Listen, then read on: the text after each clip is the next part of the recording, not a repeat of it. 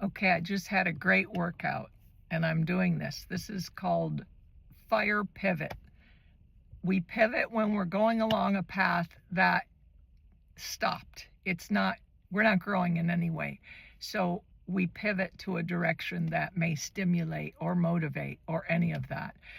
This is 2026, the end of January, a new year. We're going into the Chinese New Year in a few weeks, and it's going to be the fire horse.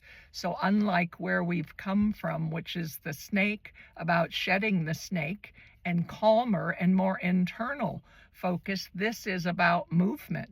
Where is that trip you've always wanted to go on? What about quitting that job that they're just not recognizing you and working you to death, and it's just about making a paycheck? It's not a purposeful. What about applying for that job you're afraid to because it's not something you're familiar with?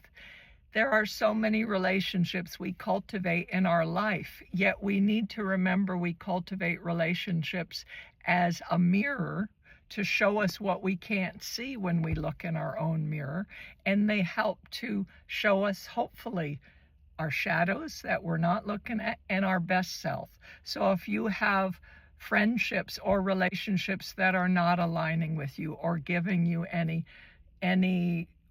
insights, then maybe take a pause, or it's time to find new mirrors, new reflections to look in.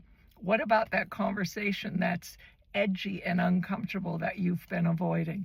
Do that. What is it you have to do in your own business? Like myself, what's the next step that's scary? It may or may not work, but we got to do it.